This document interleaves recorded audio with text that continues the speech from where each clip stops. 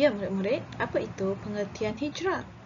Ya, pengertian hijrah ialah perpindahan daripada satu tempat ke tempat yang lain daripada satu keadaan kepada keadaan yang lebih baik. Baiklah, dalam buku sirah, bahagian sirah ini, hijrah bermaksud perpindahan Nabi Muhammad SAW dan umat Islam dari Mekah ke Madinah. Ya, hijrah juga membawa maksud perubahan tingkah laku dari yang tidak baik kepada yang lebih baik. Kenapa berlakunya hijrah? Faktor utamanya kerana Allah telah memerintahkan Nabi Muhammad SAW supaya berhijrah. Sebab apa? Kerana pada masa ini agama Islam berkembang di bumi Mekah. Banyak orang Islam memeluk Islam kerana tertarik dengan keindahan ajaran Islam. Ini mengakibatkan musyrikin Mekah menyekat dakwah Islam dengan menggunakan kekerasan. Umat Islam menerima ancaman dan siksaan. Ada yang sebahagiannya dibunuh, mendapat cacian, dihina dan difitnah. Selain itu juga, kenapa Nabi berhijrah ke Madinah? Kerana pelawaan penduduk Madinah. Maka Rasulullah SAW memilih Madinah sebagai tempat hijrah.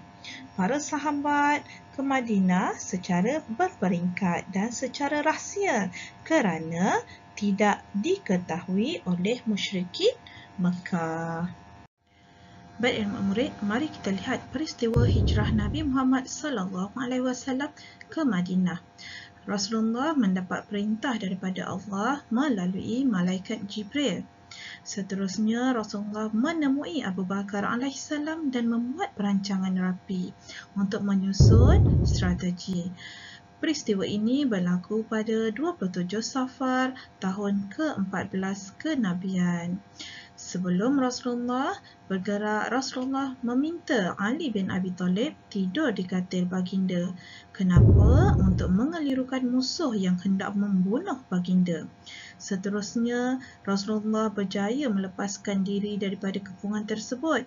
Maka Rasulullah SAW dan Abu Bakar bertolak ke Gua Sur. Mereka bermalam dan bersembunyi selama 3 malam.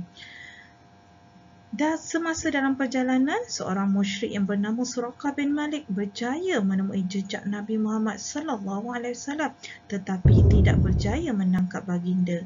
Baginda dan Abu Bakar radhiyallahu anhu meneruskan perjalanan hijrah. Maka Suraqah pun berkata, sesiapa yang berjaya menangkap Nabi Muhammad SAW akan dihadiahkan 100 ekor unta.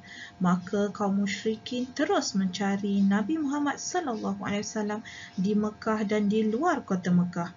Kerana apa? Untuk mendapatkan hadiah lumayan yang telah ditawarkan. Nabi SAW tiba di Quba dan Madinah. Setelah melalui perjalanan yang panjang dan mencabar, Rasulullah SAW dan Abu Bakar radhiyallahu anhu tiba di Quba. Sesampai di sana, mereka telah membina Masjid Quba. Pada hari ini dikenali sebagai Masjid An-Nabawi. Seterusnya, pada 12 Rabiul Awal tahun ke-14 kenabian, Rasulullah SAW tiba di Madinah. Mereka disambut oleh para sahabat dan penduduk Madinah dengan penuh kegembiraan.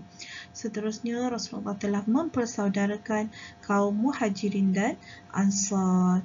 Maka negara Madinah menjadi aman dan makmur di bawah pemerintahan Nabi Muhammad SAW. Kan ada lirik nasyid yang dalam lirik nasyid tersebut menyatakan apa?